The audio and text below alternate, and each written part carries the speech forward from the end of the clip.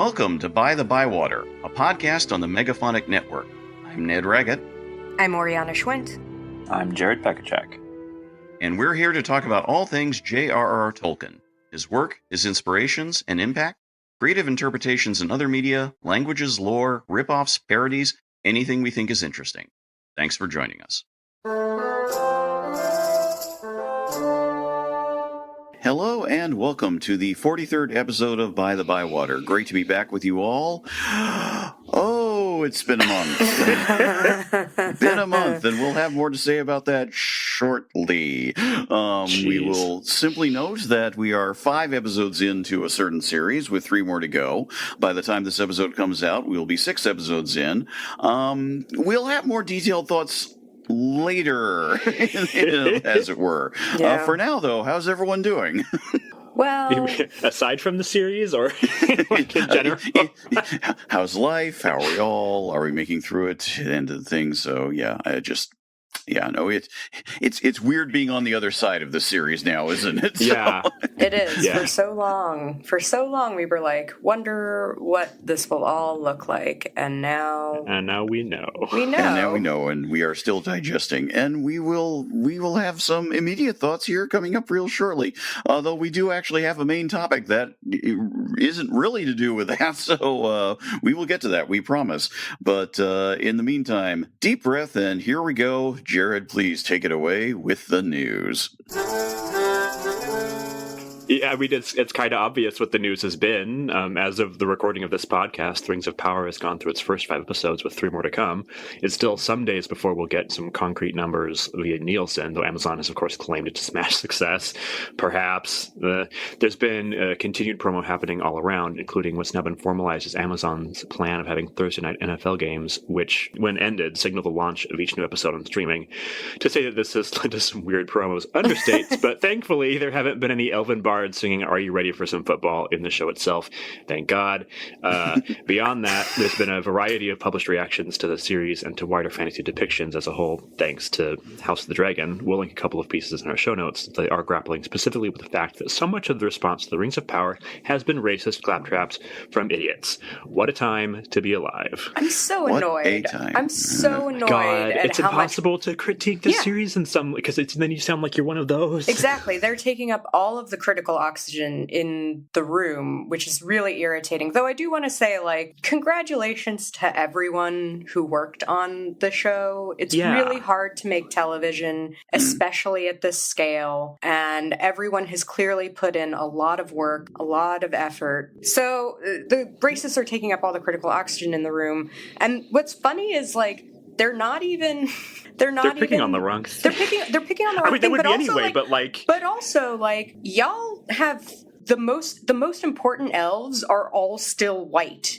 Yeah. Like, we couldn't... you still won. That is something I want to kind of ding the show for, is, like, you really couldn't have found a single South Asian or East Asian actor to fill one of the very important elf roles.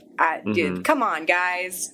Or, I mean, they're only Noldor is described as pale, and that's a spectrum. I mean, it could be, you could put anybody in there, and still be accurate on some level. But no, the made up elf is the black one, and he's great. I mean, I love that actor. He's fantastic. But he is great, but he's also a Sylvan elf. Yeah. So the more heavy air quotes primitive elves, it's still not like they're doing some weird things with diversity, and it's like, if it seems like we're sort of like, our way into talking about the show, it's that, boy, we've had some thoughts. And, we to let you guys know how we do this, we watch the episodes as they drop. We basically, Thursday nights, we get together, and boy, if you saw our Slack discussions, there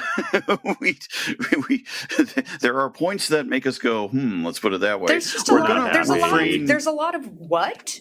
Yeah. Yeah, there's a lot of what. There's a deep amount of what. Yeah. We're still, since in strictly practical terms, as mentioned, we still got a couple of episodes to go. We will have much more deep diving thoughts into the whole season when we have a chance to reflect on the whole season. Mm-hmm. But, how to put it's this? Not going so far. Yeah, I mean, you might have seen Jared's individual note on his Patreon that he made available. You might have seen some of my Twitter threads. The point is, we've had all sorts of thoughts about it, and we got to be honest. While there are moments in every episode that strike us as being, that's pretty good. You know, it's sort of something that can either be very vividly like this is Tolkienian enough, or it hits on a certain aspect or something and we could see sort of happening, or is honestly potentially actually, dare I say, good TV. There's a lot of moments that just basically make us going, what have we stumbled into? It's like a combination of, being swathed in cotton that's suffocating us and trying to rip our way through Jell-O. It's this incredibly messy thing, and we're still, as Oriana and Jared noted, a lot of our actions are because we can't believe they've done X now, because we had no idea that they would do X or Y, and then they do it, and we're just like, And not necessarily in a positive way. It's more like I'm trying to figure out how this fits in with the greater cosmology or whatever, and often it doesn't. It doesn't seem to. And that's one of the things that makes it really hard to talk about the show, is that we all three know what it should be happening, but it's stuff that they don't necessarily have the rights to. We're not clear on that sometimes, but so they're having to leave out things that would make it way more interesting. Or though, like, sometimes it's like, oh, I thought you didn't have the rights to talking about Morgoth. But then they talk about it, and it's fine.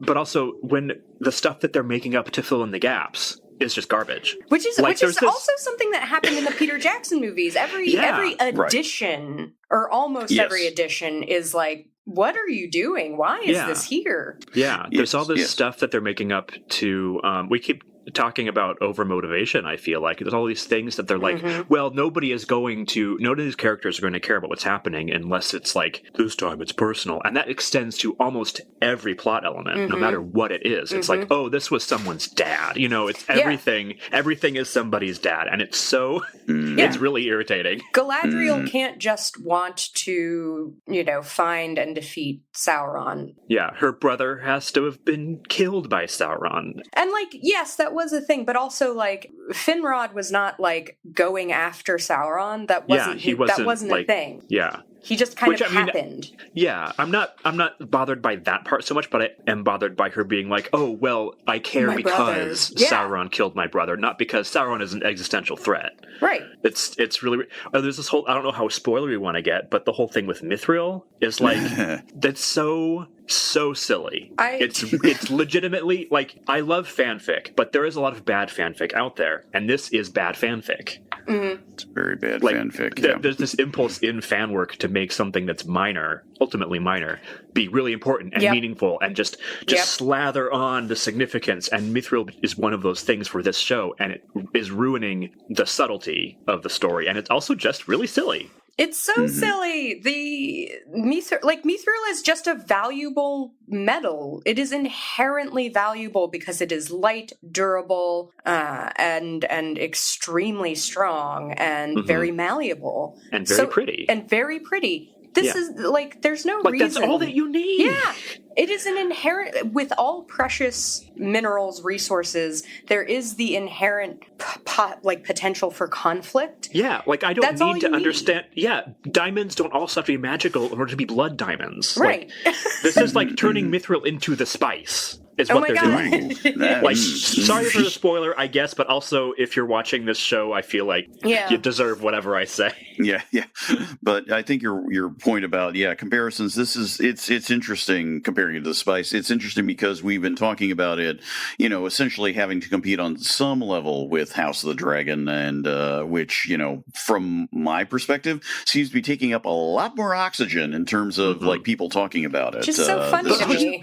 All you gotta do to compete with House of the Dragon is be the gentle fantasy, and they are that. It's still not super dark. Yeah. But they're trying to do so much world building, I think, to compete maybe with House of the Dragon. I don't know. Which is funny because House of the Dragon, in my opinion, has failed in terms of world building. I guess I stopped watching after the fourth episode. The cultural impression of Game of Thrones in the cultural consciousness is that this is a work that has been carefully thought out on every level. Lord of the Rings is maybe less so, which is not true, but that's the perception, maybe. Yeah. Right. It is, to me, it just, the main problem is it just doesn't feel like a Tolkien adaptation. It just doesn't. There are moments that feel really Tolkien. Yeah. Which is great, and the actors are selling it as much as they can. I will say, one of the things, I would go back and rewatch the first episode last night, because I was like, I feel like I need to refresh. What's the starting word? How did we get here? And the show starts with the words something like "nothing was evil in the beginning," and that's very Tolkien. And then having a pre-desertification Mordor be a main setting is like that is really Tolkien. That's great. Yeah. They are bungling it. They are bungling it so badly. But that idea, I think, is a part of why people are like, "Oh, this feels so like Tolkien." But it doesn't. It feels like somebody else's idea of Tolkien. It feels like Jackson's idea of Tolkien. It doesn't. It feels very much like an adaptation. This is diluted Tolkien through. We've got homeopathic Tolkien at this point. Wow. What a comparison. My opinion, anyway. But a lot of people are enjoying it, right? And I'm so happy for them to enjoy it. I'm so happy for them. I watch every episode with my husband, who read the books once, loves the Peter Jackson movies, and generally he's like, it's pretty competent television. The characters are clear. Their motivations are maybe too clear sometimes.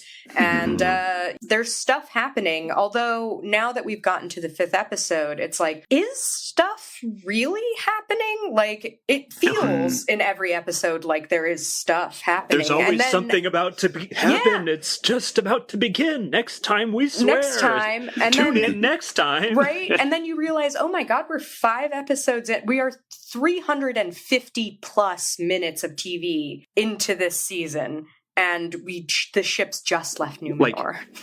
A plot has finally started. Yeah, and you're the whole thing, this is a lot of preamble.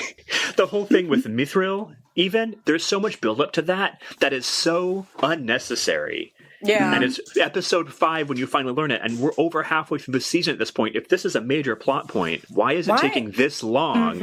And then the next 4 seasons are going to be what? And it kind of, from the promotional material, it seems like they're going to pull out the Balrog in this season, which is a bananas storytelling choice. Banana pants. Yeah. Right, so what? How is this being structured? What is happening? What's going to happen next? And I don't mean that in a good way. We have thoughts about the time flow of this thing, and I'm not even talking about the compression of time that they've done with those things, which, trust me, has been very much on my mind. Again, if you've seen some of my Twitter threads on the matter, just the fact that there's, of the various simultaneous plot threads that are running, I don't think they're all running at the same time, at least not the way you want them. No, it's really, really confusing. Yeah. So, you see the Harfoots traveling for what seems to be months, and then we cut back to Numenor like a day later from the previous time we were in Numenor. It's weirdly... And then the tower being built in Eregion, that's taking time, and yet the siege at the south, the things like the people hiding out at the tower, it's like, surely they haven't been there for that amount of time from the way it sounds. So this deep confusion. So anyway, we could go on, but we're going to hold off. We're going to hold off because, again, the season is not yet over. It's quite possible that they could pull it back. They could still pull it back. Some lingering plot questions could be resolved. There are certainly some interesting elements that they are setting up. I will say this, my favorite moment in the 5th episode, which is a wholly invented moment, but was still actually really good TV, was the part where the strange cultists who have been featured in the trailers, dressed in white and all that, come across the impact point of where the stranger was. And it's like, are they hunting the stranger? Are they hunting for the stranger? And since it was all wordless, know who it is? Right? Have they misunderstood who it is? I thought I would hate them, honestly. I thought I'd be like, this is going to suck. But so far. It's the most, them and Adar are the most interesting parts of the show, and we keep cutting away from them. I'm like, no, please. No, please, please, no more Harfoots right now. Please, just let me tell me something. We may well see. If the next 3 episodes can land at least part of that, that will maintain more interest. But, I've said this, and, I don't know, you two guys feel about it, but it says, I don't feel like I'm so much watching the show as observing it. We will see if it lets me get to the point where I really actively want to watch it by the end of the season. Yeah. And we will have more to say in the next episode for sure. But it is time to move on because there is a main topic, and it has nothing to do with all this, at least for the most part, although one tiny element you could say is in there. So the choice of topic is mine, and so I will begin. If there is a key visual element in Tolkien's work beyond his own artistic creations, from paintings and drawings to letters and damaged manuscripts, it can be simply summed up: maps. From his first major success with The Hobbit, maps have defined Middle-earth in a way that is very specific to a remarkable degree. The Hobbit itself is a plot hinging on an in-universe map and its mysteries, reproduced, because he found it, he didn't make it, along with a map of the wider area of the story. The Lord of the Rings famously has a map depicting an even wider area of Middle-earth, drawn not by Tolkien himself, but by his son Christopher, along with smaller maps depicting the Shire and Rohan, Gondor, and Mordor in particular. The Silmarillion was published with Christopher's redrawn map of an until then utterly unknown land, Beleriand, while Unfinished Tales was published with a similarly redrawn map of Numenor. The History of Middle-earth series, which began soon afterward, revealed many more maps and plans by Tolkien himself created over time, from a vivid cross-section of his universe written in the earliest days of the Lost Tales, to a wide variety of Middle-earth maps, including many areas otherwise undocumented. More on Christopher's roles in all this work can be found in Jonathan Crow's 2020 essay celebrating Christopher Tolkien's cartographic legacy. We'll link that in the show notes. This alone would be grist for the mill. But let's step back a bit and think about maps and atlases, or to use the wider term of the field of study, cartography. In many ways, it would have been extremely strange if Tolkien had chosen not to create maps, or at least have them commissioned.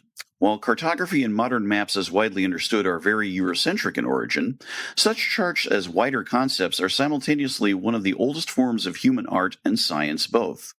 Whether star charts, portrayals of local geography, or attempts to conceive of what the universe might be, maps, however defined and termed, existed long before printing or paper, found on mammoth tusks, sandstones, and caves, and almost certainly many other maps were drawn on materials long since destroyed. Civilizations, as such, however defined, from the Aboriginal Australians to the Mesopotamians to the Polynesian sea voyagers and beyond, have created and used maps in many different ways over millennia. There is ultimately a desire to know where we are, where we might want to go, and what our world can be considered as. This all said, Tolkien himself was, as with so many other things, a product of an explicitly Eurocentric society at a time of world conquest, where the myth of the sun never setting on the British Empire, however much Tolkien looked at that project askance, was widely encompassing. After 400 years of discovery, very much in quotes, of the physical world driven by various European and then American and other post-colonial societies over that time, the drive to portray the world had taken on many forms, ranging from the fantastical to the explicitly political and colonial to the rigorously scientific within that general framework. Further, Tolkien himself would have more directly encountered maps in a variety of, again, Eurocentric fictional works and contexts, from the adventures of H. Rider Haggard to the scientific romances of Jules Verne, not to mention early fantasy stories in their own right. We'll link to a variety of sources for further study on Tolkien's map work in the show notes, but offhand we do recommend another Jonathan Crow piece from 2019, Where Do Fantasy Maps Come From?, as a useful initial survey and primer. As part of his vision of subcreation, Tolkien aimed to have the real world underpin Middle-earth as much as possible, and maps both provided a way to orient newcomers to his world, especially if writing alone isn't enough to always ground people into a sense of place and time, as well as to depict it. Tolkien, father and son, used more than one style of portraying maps, from the elegant dwarven map that is key to The Hobbit, to the almost scientific map for Gondor and Mordor in particular, with its contour lines for the various mountains. In the same way that Christopher was considered to be a better reader of Tolkien's own work than Tolkien himself, he was also seen as the better cartographer, and his main maps for Middle-earth remain the specific gold standard that all other maps set in Middle-earth must essentially respond to, either directly or by explicit contrast. Pauline Baines's poster map in 1970, annotated by Tolkien in its early drafting, draws specifically on Christopher's presentation, however much she embellished it in turn, And similarly, the Brian Sibley John Howe box collection, The Maps of Middle-earth, are further interpretations of both Tolkien's work. The various maps and charts seen in Jackson's Lord of the Rings and Hobbit films, all created by production calligrapher Daniel Reeve, as well as the maps seen so far in The Rings of Power, not to mention the earlier maps shown or hinted at such things as the Rankin-Bass Hobbit, all also derive from father and son's collective efforts. Two further books in particular are essentially fan creations that took on a life of their own as overall collections of maps and charts, both initially published in the early 1980s. Barbara Strachey's Journeys of Frodo is just that, an enjoyable series of charts focusing on the Lord of the Rings. But Karen Wynne Fonstad's The Atlas of Middle-earth was a phenomenon in its own right, one of two key reference texts to Tolkien created along with Robert Foster's The Complete Guide to Middle-earth. Drawing initially on publications up through Unfinished Tales, and then incorporating History of Middle-earth material in later revisions, Fonstad's Atlas, especially since given she herself was a formally trained academic cartographer, has both a spark of creativity and the satisfaction of making more obscure things clearer, drawing on the text as well as the drawings and paintings of Tolkien for her results. She also comes up with intriguing explanations, giving Tolkien the benefit of the doubt, for why certain areas look the way they do, or would be like they would be in a real world, as well as noting the contradictions or areas where Tolkien had no fixed depiction. Beyond that, the sheer popularity of Tolkien essentially dictated that post-Tolkien fantasy would not only borrow from him literarily, but cartographically, with very Middle-earth-like maps being the norm rather than the exception in the future. George R.R. Martin's Westeros is famously defined by a map, even more famously in the varying credit sequences for Game of Thrones, while in a similarly different way, that Ursula K. Le Guin rethought what epic fantasy as such could be with her Earthsea books, the Earthsea maps envisage a world that is mostly water more than land. Many other literary examples exist, and beyond them there's maps in the realm of fantasy gaming from Dungeons & Dragons to Elden Ring that for all the wider traditions drawn on ultimately received first wide validation and understanding through Tolkien's work.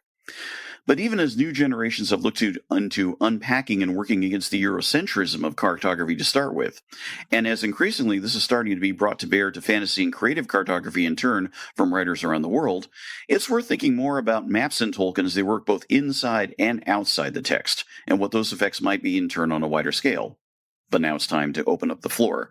So there's really a lot that we could sort of go with here. But what do you guys, maybe as readers, how did you think about maps initially when you read Tolkien, and how do you sort of regard them? What's your take? I mean, I desperately needed the maps. I was constantly turning back to them because as someone who does not form pictures in her mind when she reads, there are long passages and stretches of these books where it's just descriptions of where people are going, and that means nothing to my brain. So I didn't even know that Atlas of Middle-earth existed for decades. After I got reading it for Christmas one year.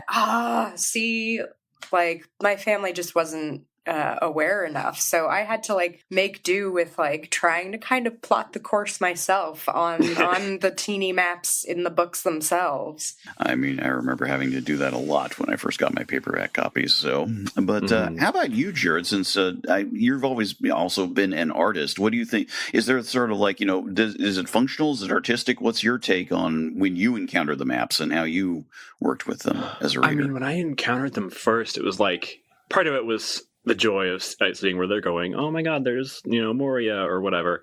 Mm-hmm. But also there's so many things on the maps that aren't part of the story. Mm-hmm. And that was oh my God, to my little child brain, I was like, oh, this is so cool. Look at all those things. Look at all of the potential here. Look at what's Sarn Gebir, what's Sarn Ford? What's all this? What are the Gladden Fields? They're mentioned, but nobody ever goes there. So you get to look at all the little names and just wonder what's going on there. And that was so, so cool to me. And then I thought that's just how you were supposed to draw fantasy maps. So when I started writing my little fantasy stories around the same time, I was like, well, I need a map. And it needs to look like this. It has to have the little broccoli trees and this is how you do bodies of water, and there's always has to be the ocean in it. It's whether it's west oriented or east oriented, it's always got to be there. So yeah, I mean they were huge for me.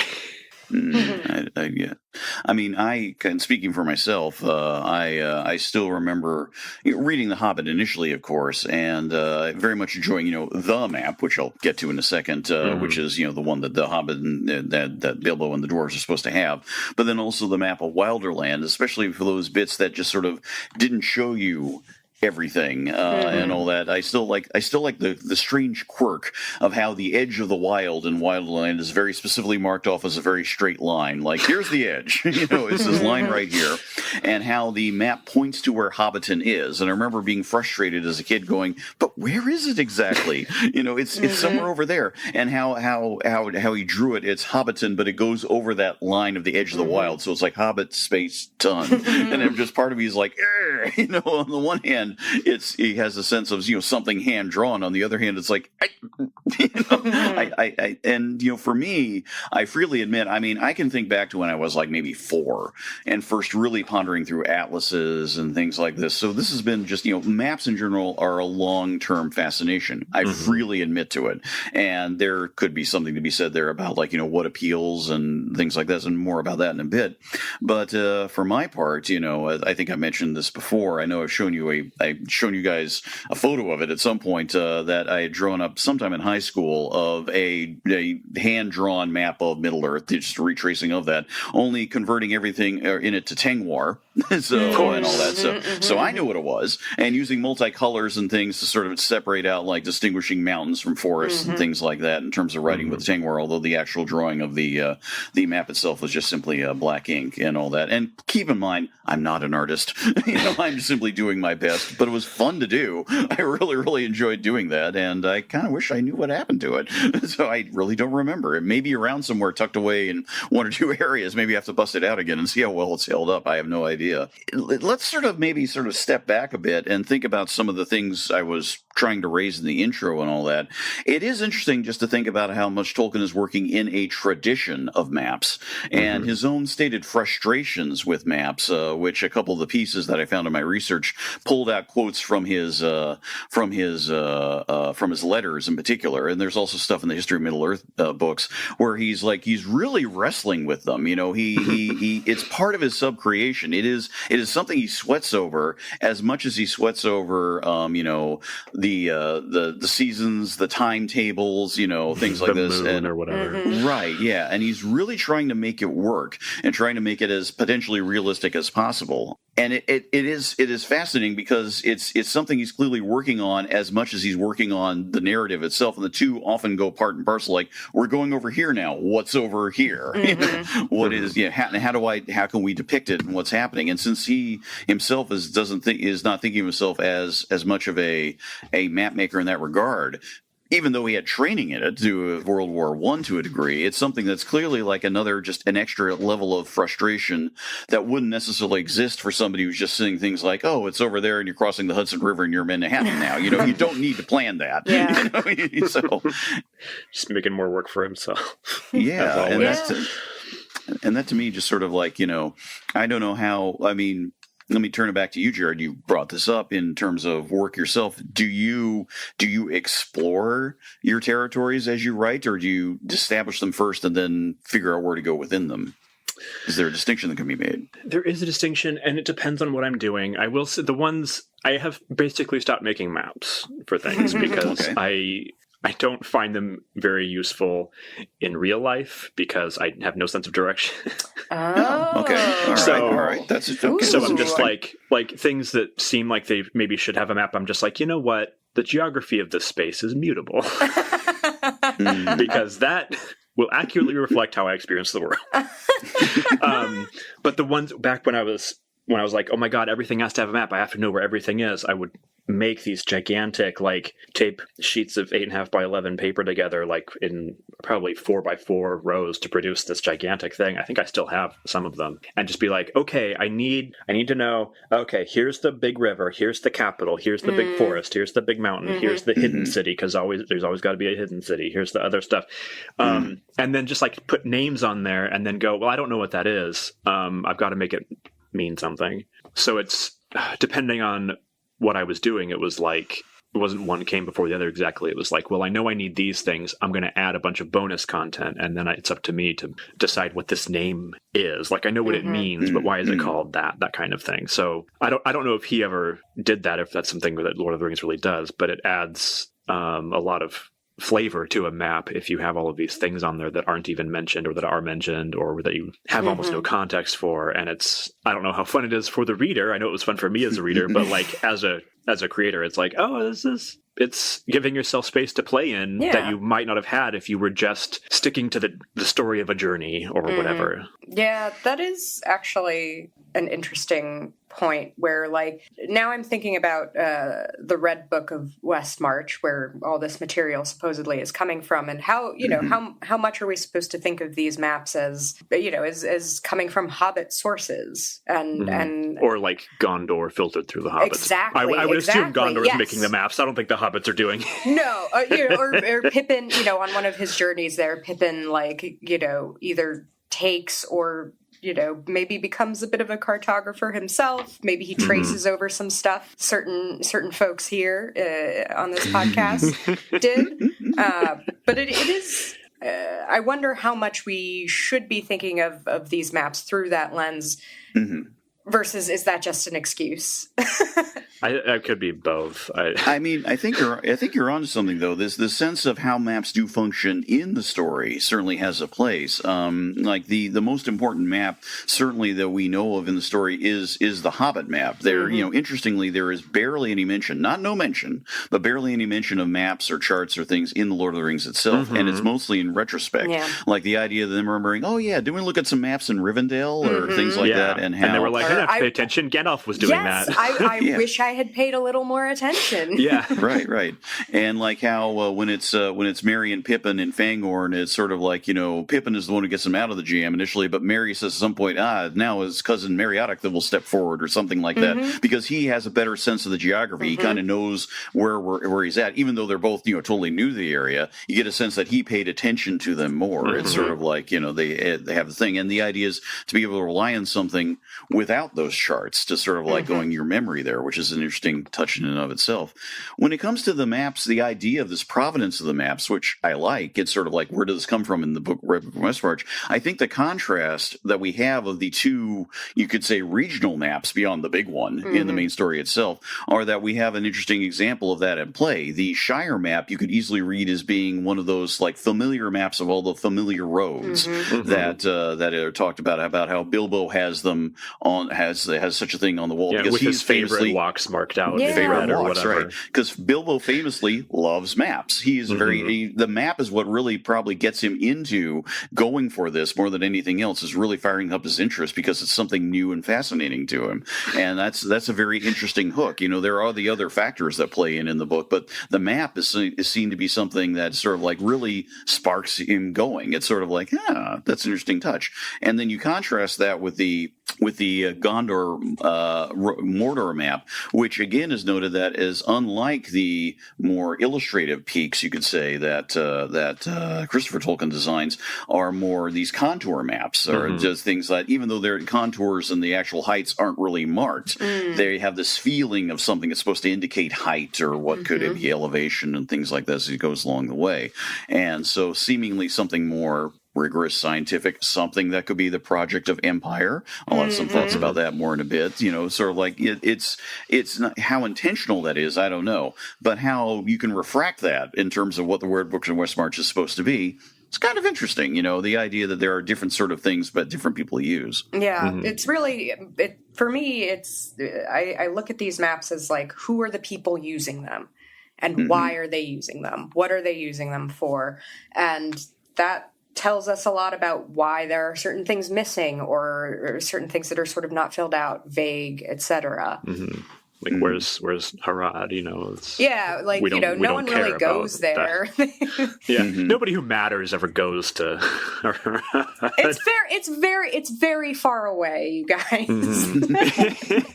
But that also is, of course, the thing. And actually, Well, let me plunge into this point. I wanted to get to another point here, but that's something to think about here is that one of the reasons the product of maps is so interesting, especially in, let's say, the last 200 years, is that we have moved into an era where the idea of exact borders and societies are more fixed than ever.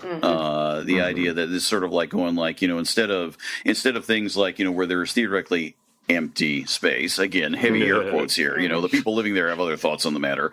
But, the idea is like, what is where? This is this is that. And the context of that is not merely in terms of real world atlases at the time. As an sidebar, my dad asked me for a gift a couple of years ago. A very interesting gift. He wanted a world atlas that was pre-World War I. He wanted something to get a sense of what was it sort of like and showed how did people understand the world. What was an atlas that people just not some fancy atlas like something that's sort of like found like how would they understand it then?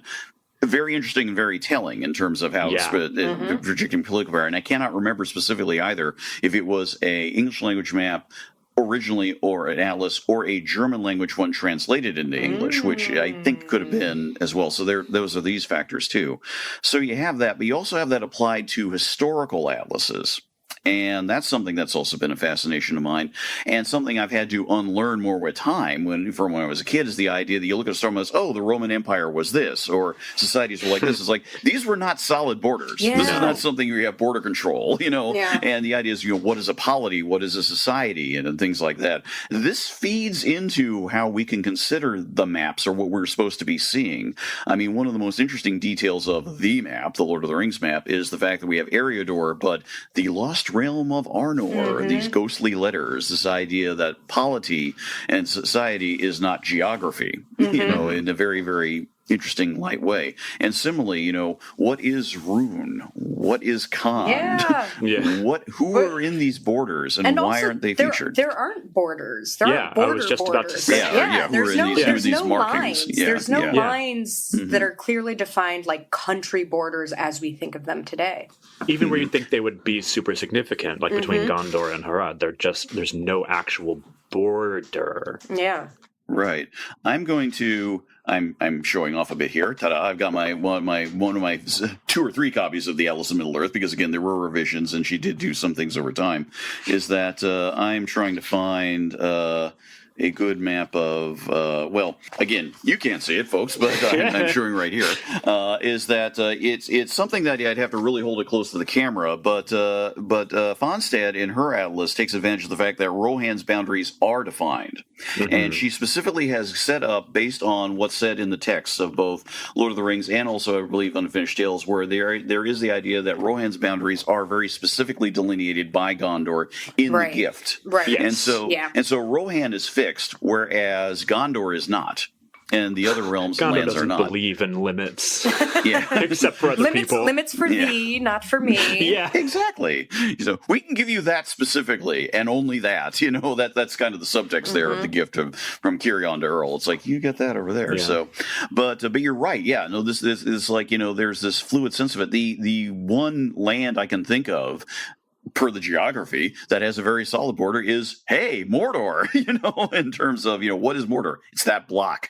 Yeah. Well, that's super interesting, too. The map raises questions that the story is not going to, which is why are the mountains shaped like that? Because it's clearly not natural. No. Yeah. And Fonstad doesn't, she tries to make it make sense. Yeah, she has a great section in the back. Basically, she's trying to work out the plate tectonics of Middle Earth and all that, which I think is a great idea. It's sort of like I love that. Yeah.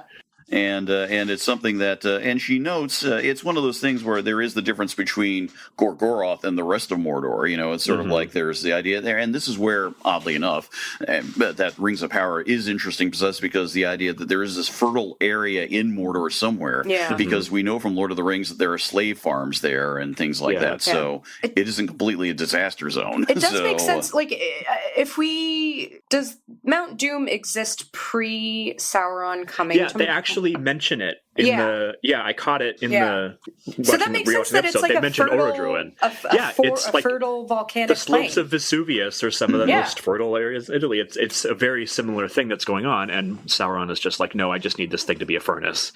Yeah. Like fuck the rest of the land. Like, which is very, very Sauron. Yeah. I say as though he's an old buddy. Yeah. Oh, that's Sauron. Great. Yeah, I can see it now. Amazon reinvents Rings of Power and becomes an half-hour sitcom. Sauron walks in through the door, and everybody's like, everyone goes, woo! That would be so interesting. He just stands there, waits for the applause to die down, kind of winks at the audience. Oh my god! With his one big eye. Yo, though, okay, I know. Wow, we have taken a turn in this episode, folks. Trying to bring any little bits of joy out of Rings of Power that we can. We are simple folk. like the Harfoots. Aww. So simple. So but let's maybe use that as a launching point, talking about how the maps get used in other media, interpreting about that, which I touched on, because in some way, exactly what you were saying, Oriana, how do you orient a mass audience to the fact that this is not the world you know? What do you do and how do you do it? I think it's interesting and telling that one of the first things we get out of the gate in the Rankin Bass Hobbit is after the bit where it's meant to be a book, and it's sort of like, the classic old Disney style of things where it's sort of like, in the original ones where it's like, here's the storybook, we're going to open it and we move into it. There's a similar sort of vibe with that as well. But the first thing we get beyond those initial words we get a quick close-up into a map of Middle Earth. We do get that sort of like, okay, we're somewhere else now. Jackson's Lord of the Rings, after initial snippets of elves, dwarves, and men with their rings and all that, we do get a sun-sweeping map of Middle Earth. We do get a sense of it. And the map itself is not returned to constantly, but it is returned to more than once. And there is the famous scene, famous is maybe a weird word, but, I'm not going to say iconic, that word is too overused. There is the notable scene, which was done as a last-minute cut-in, essentially, for Two Towers. More on that soon. So, separate episode, where Jackson basically sets up a map that Faramir is supposed to be looking at, basically so he can sort of tell the characters internally, but also clearly tell the audience by means of exposition, here's where we are, here's where they are, this is what's going on, and as a kind of grounding. So maps have a sort of particular function with that. And then, of course, there's also the bit in the film Return of the King where we pull back from Minas Tirith and then we track back everywhere that we've gone, essentially, on our way back to the Shire. This sort of sense of using a redrawn map. Again, a Daniel Reeve redrawn map that way.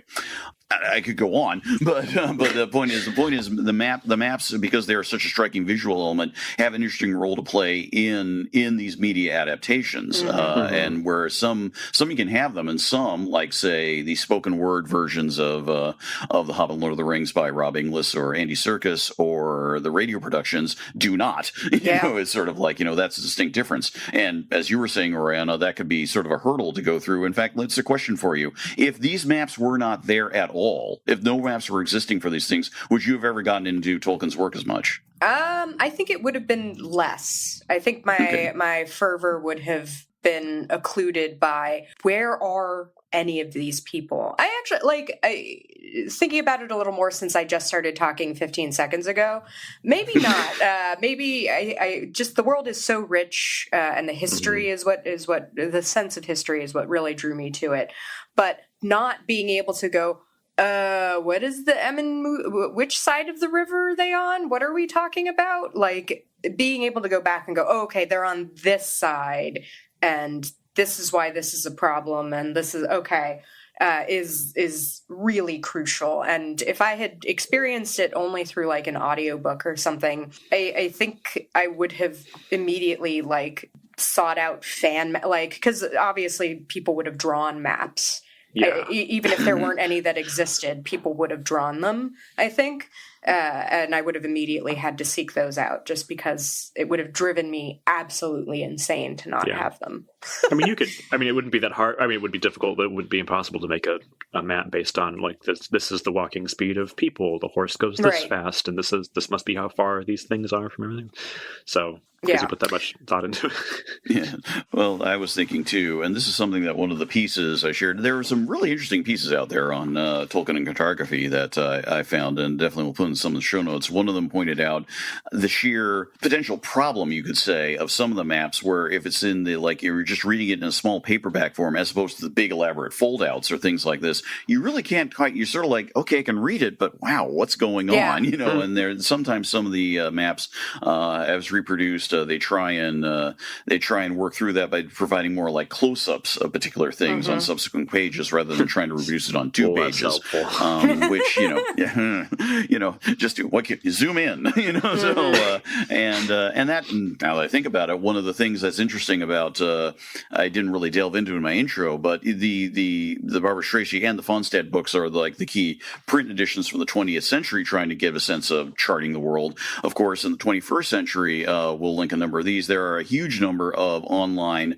cartographic projects that are essentially just, you know, open-ended things that either one person or a group of people contribute to and try and map out Middle Earth in much more detail. I think someone did it in Minecraft, for instance, as well. You know, there are ways that people are, you know, redraw and rethink the maps of Middle Earth that way, and that is, I think that is important, maybe is sort of to move into sort of a final section, is to think about the impact of Tolkien's maps on fantasy in general, and how there have been so many fairly obviously, like, here's your fantasy map, you know, and they're trying to do things that are similarly, like, you know, nowhere near as, you know, Tolkien's maps could arguably be unreal, or his geography, you can say correctly, maybe a little, not quite, you know, what the real world demands. But similarly, if you have maps where it's sort of like, you know, here's your desert up against your forest and things like that, you have examples of that in a lot of post-Tolkien maps. It's like, that's not quite the way the real world exactly works. You know, it's like, you know, what are you doing here? So, and how that plays out into larger realms of cartography in general. There's a very interesting talk that I'll link that was by a variety of artists and creative figures who are working in modern fantasy, this was recorded just the other year, and from people all around the world. And it was a very interesting panel discussion, and Tolkien did not come up directly in that. Martin did, but the idea was they were looking at ways to sort of have it be, you know, have fantasy cartography step away from a Eurocentric model, and how they're planning on doing that. Le Guin, very interestingly, was sort of like a sort of key figure for that was mentioned more than once. The idea to rethink what is a fantasy world and what is a fantasy map in turn. And one comment from somebody who was a woman from New Zealand pointing out that so many fantasy maps essentially assume, the northern wastes. Well, that's a northern hemisphere vision. You know, what if you flipped that? You know, what if you looked at it differently? There are very precious few examples of that. The one I can think of in any sort of like post-Tolkien fantasy immediately was back in the 80s, was the Dragonlance books, the original ones, where there is it's the southern waste, frozen waste instead. So it's like, well, at least you did something different there. There we go. But you know, I think a good comparison, I think it was the Aragon maps that I think somebody was talking about once. I can see Jared's look on his face for that as soon as I mentioned that dread word. God. It was sort of like an example of a post-Tolkien fantasy map that just sort of like, what is even? You know, it is such an obvious knockoff. You know, what is the point? Such a kid's idea of a fantasy map, which is fine because he was a kid, but like, they're like bad books. Like, don't get me started. I hate Aragon so much. It's really difficult to imagine, especially as you get older, imagine beyond what you know.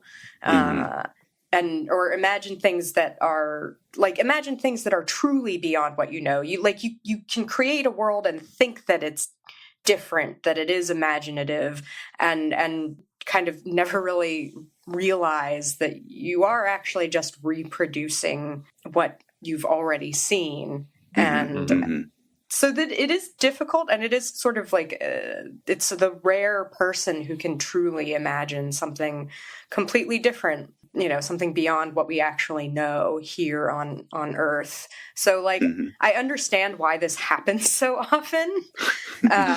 It would be nice to get a little more imagination in this space.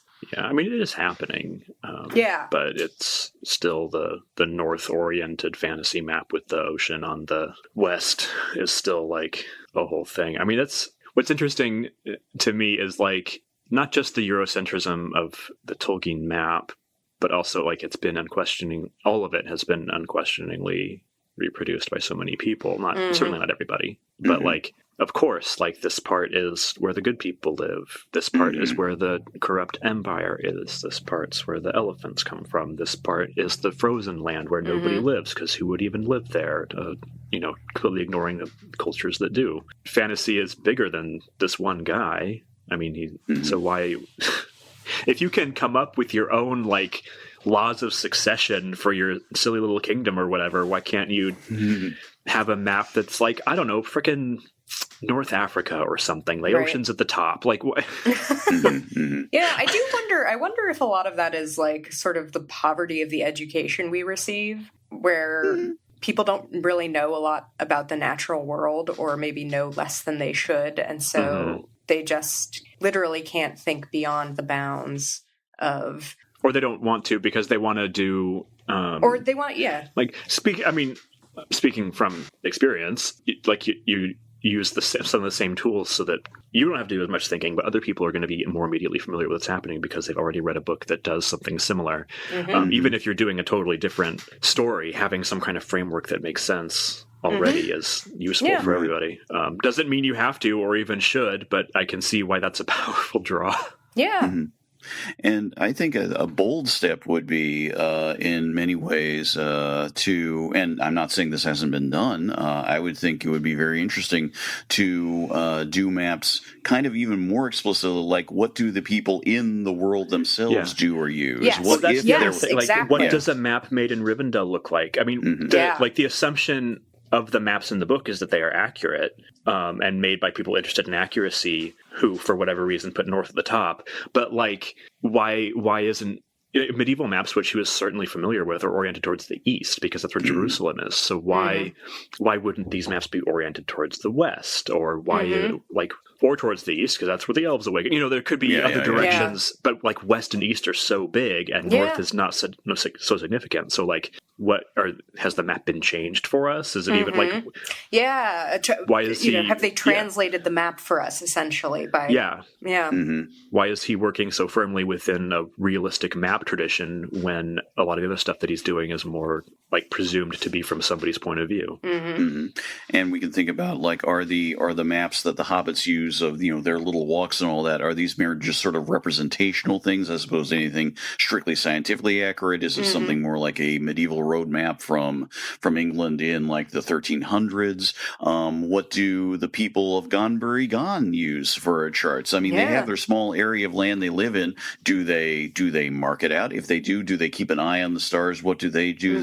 Things like, if a representation of Middle Earth or an area of Middle Earth by somebody who is not using modern, or a more modern sense of what cartography could be, it's almost like, it's almost like Steve Erickson in his Malazan books. It's sort of like, here, presenting you a map of how these people see the universe. You have to figure it out based on the tools that they use, what this real world might actually look like in combination with the text. That'd be a challenge, but it'd be a really interesting challenge because it would be a very honest one. It'd be sort of like telling the story of, again, I mentioned the Polynesian adventurers and explorers, and I'm sending a very wide net over a bunch of cultures here. Don't get me wrong, but the idea is that they were using very elaborate, rope and string charts to mark the stars, to mark where you're going, and all that. Is like, that's how you measure where you go.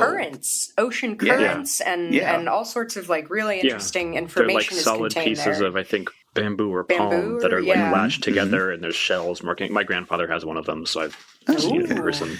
But, something that's a chart that's not a tactile thing that you can necessarily print in a paper, maybe, but you can make a reproduction of it. But even then, it's sort of like, how do you get have that to know approximation? How to read it, right? It's not immediately apparent, which is so interesting. Like, it's a guide, but you have to be almost initiated into the. But also, like, difficult for your reader. So you are balancing a lot of different. Every copy you really comes with one of these. It's a challenge. It's a very interesting one. It's like, do I regret Tolkien's maps? Absolutely not. Do I love all these things that have been done? I love them, but they're fine as long as we can move past. Right, and try and think of other ways. That's true of so much of Tolkien, isn't it? Isn't it? As long as we can move past it. It's fine. Use it as a line and then go further. I think we've summed it up pretty well. There we are. So, okay, well.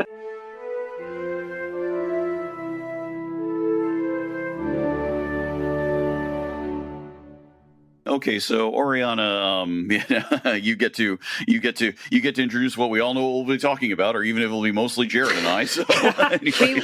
we will be talking about the full first season of the Rings of Power. Sorry, the Lord of the Rings, the Rings of Power. Amazon's the Lord of the Jeff Amazon Bezos Prime says Amazon's Studios. Lord of the Rings, the Rings of Power. It's just anyway. We'll have a much more extensive conversation next month on these deep waters.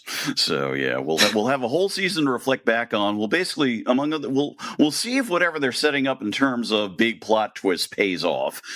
We have questions about that, and yeah, boy, it's been a weird ride so far. That is basically the way we can sort of sum this up, and very diplomatically put. If you are watching the show and liking the show or loving the show, that's awesome. I hope you continue to feel that way about the show, and maybe don't listen to the episode. The next think episode. of it this way. Think of what we're going to be trying to do is we are not out of this because our reactions are not going to be because we just sort of hate everything and want to burn it down. Or sort of like this, our reactions are all coming from a deep-rooted place. I think all three of us can agree of we'd hoped for so much more. Yes. We'd hoped for so much better. We're not quite getting that. So there's our preview. There's that for now. But again, we have, by the time this episode drops, we'll have 2 more episodes to go, even though from the time recording it, it's 3. So we're into the home stretch. We'll see what's going on. We'll see what's going there. And there will be other things to talk about soon enough coming up. Don't worry. But I think part of us also are looking forward to processing this and being like, okay. And then getting ready to move on a bit to some degree. But we'll get to that when we can. So thank you all again very much for listening. Really appreciate it. Again, we've mentioned a lot of particular sources and things in this episode. They will all be in the show notes along with a lot of other stuff.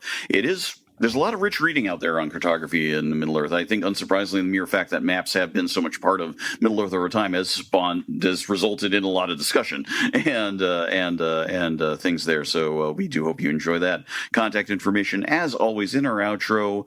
We will talk to you all next time. So until then, we'll see you.